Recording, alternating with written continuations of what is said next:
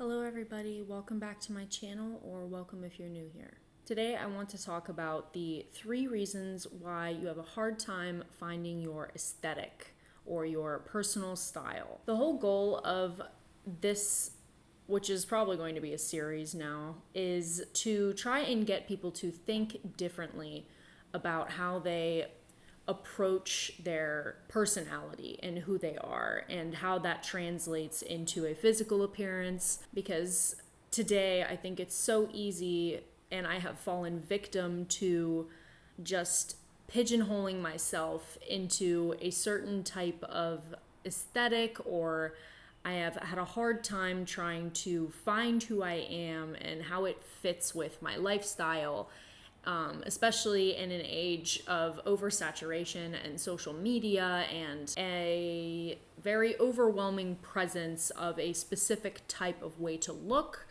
Our beauty standards are forced down our throats more so than they ever have been, I think, in history, and we are way more insecure about them.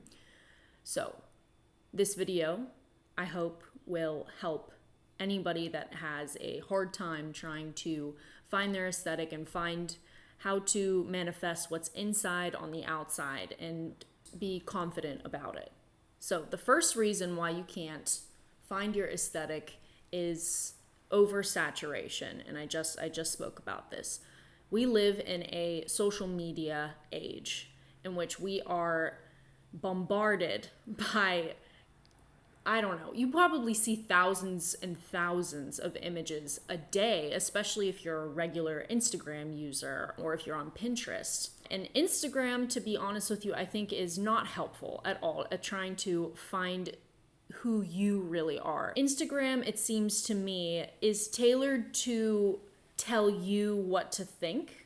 I've tried to work with the algorithm to try and get rid of certain aesthetics and certain ideas and try and put in things that I like. But I think Pinterest is a lot better with this. I think Pinterest gears towards niches and categories that you like a lot more, whereas Instagram is more concerned about making money and more concerned about shoving a certain kind of aesthetic down your throat. It's very, very obvious that Instagram is overcrowded with a certain kind of look.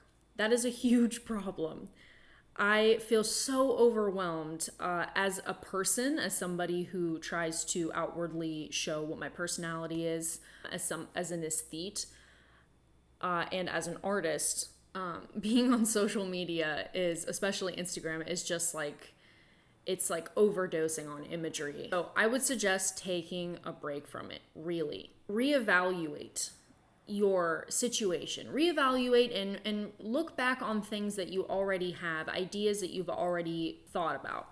So what I'll do is I'll go into my saved pictures on Instagram, and I will go through all of the things that over the past year or more that I have obsessed over or found reason to save.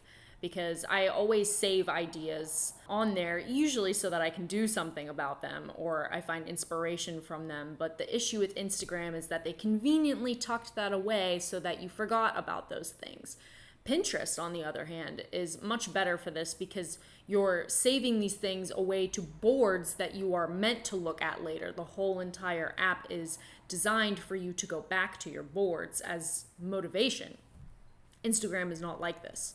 So either look at your saved pictures and videos or go onto Pinterest and shun Instagram for a while.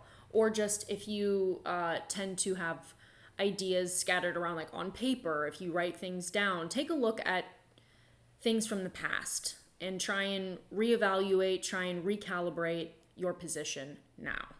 Try and find yourself again. Reason number 2 is you are trying to emulate somebody that you are not. You are not even relatively that person. And oftentimes when you're trying to emulate this, you find this person, you find that you just can't get there, that you can't become this ideal that you like so much. You know, people wonder why they're so unsatisfied with themselves whenever they're going in a direction that doesn't even remotely suit them or their personality. It is definitely advantageous to take inspiration from things and to maybe step in the shoes of a muse for a while. Like, I have my muses. Like, for my hair, if you watched my video yesterday, one of my muses is an Italian actress, Virna Lisi. And I pretty much dyed my hair and did my hair the way that she did in, I believe, like, I want to say the 50s or 60s. The thing is, though, I don't do my makeup like her. I don't dress like her. I don't do everything like her. I take certain aspects of her, but I don't fully try to embody her completely. That's a big mistake that people try to make. And you see this all the time with trends. People are trying to like find the look, get the exact look, the exact aesthetic, that exact necklace, that exact pair of shoes, that skirt. Oh my God, like switch it up, substitute something in that you like. Mix it up. That's how aesthetics are created. That's how the best ones are created, through versatility. You need to address your own desires, your own personality. Stop trying to emulate another person or try to copy exactly, like cookie cutter, try and copy another aesthetic. You're not going to be satisfied at the end of the day, I promise you. The third thing is you are close-minded. This is one of the worst ones. It's probably the hardest part about finding your aesthetic, is trying to counteract that emulation, trying to take inspiration from multiple sources and put it together in a way that's unique to you without thinking that this doesn't work. That doesn't make sense. I can't do that. Stop using those words. There's a difference between an outfit or an aesthetic that makes absolutely no sense and just looks bad, and an aesthetic that is you and unique to you, that you feel confident in, but maybe society doesn't get it or they don't accept it. There are so many fluid, beautiful aesthetics out there, and eccentric aesthetics out there that people rejected for a while because they didn't understand it, they didn't get it, and then years later they become popular because people finally get it, because it's attributed to something that they can relate to. Stop trying to put yourself into a category, into a box. When your aesthetic is going to be unique to you, at the end of the day, people might not fully get it because they don't fully get you. They don't know you personally. People passing by you on the street or someone you meet at a party, they're not going to know you on an intimate level, because your aesthetic is usually based on philosophy. It's based on your view on life. It's based on your interests, your fascinations, and they culminate in this look, right? Most times, if people don't get what you're doing, it's because they don't either want to get it, they don't care, or they don't know you personally, and they don't see how the look reflects what is within. You have to stop thinking in terms of categories, of stereotypes, of what's popular, what's trendy, and you have to start from the ground up. Start thinking about you and how your desires, interests, your philosophies on life translate to an aesthetic. Like I said, if you're trying to be something that you're not, if you're trying to follow a trend, if you're trying to emulate somebody, you're never going to be satisfied at the end of the day, because you're not really getting to the core. And when you get there, you glow. I mean, you feel amazing. I can't with this changing light. I'll remind you guys again, the lighting is changing so frequently in here. I live in an open house, I have big windows, so please forgive me if this video is insane with like super high exposures and like really shadowy shots. I'm trying to work with it, but it's hard. So my advice at the end of this video would be to think like an artist. Don't think like a stylist, like a trend follower. Don't think like that. Trying to find your aesthetic can be effortless for some people, but for others, it requires like critical thinking. You have to actually dive deeper and ask yourself questions. Ask yourself why you're doing certain things. Like for example, this will just be a short little story. I really love, just in my spare time, I just like to go on the Vogue app, and I like to look through like the latest runway shows and see what's going on in the fashion world. And I oftentimes will just look at multiple collections from my favorite designers. And the more that I would look at those things, and collections are aesthetics. They are trying to convince you of the certain aesthetic that the designer has for that show.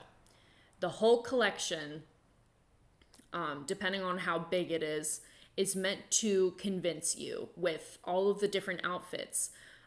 But the whole thing about these collections that you'll notice is that they're very, very similar to pieces of art, to masterpieces. They are using the same principles, and pretty much every discipline, every craft uses the same kinds of principles. They're universal principles. So when I'm looking at an aesthetic that a fashion designer is presenting to me, I'm not looking at the clothes. I'm not looking at the outfits. I'm looking at the lines. I'm looking at where certain garments are placed on the body, how they accentuate the body. I'm looking at the rhythm of the collection. I'm looking at how color moves through each model. I'm looking at contrast. In pretty much every single runway show, you will see that there is a stark contrast, probably about 75% of the way through.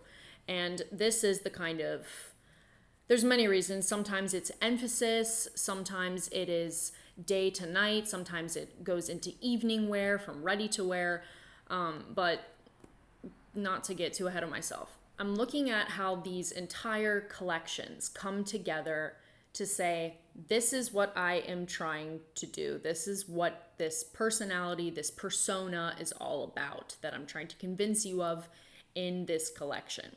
So I don't look at it as like, oh my goodness, that dress is so cute. Oh, that outfit, like that's adorable. Like I'm not looking at it like that at all. Basically, you're looking at a manifesto, like a physical manifesto of what these designers are doing. That's what you need to be like. You need to stop treating it like the outfits that I wear, that I'm preparing for the next day to go to work or to school or whatever. You have to think about it as a story. You're telling a story about you. You have to think about textures. You have to do research into yourself. You have to think about all of the little details and what they mean to you, what they symbolize to you. I mean, it goes that deep, for the best aesthetics.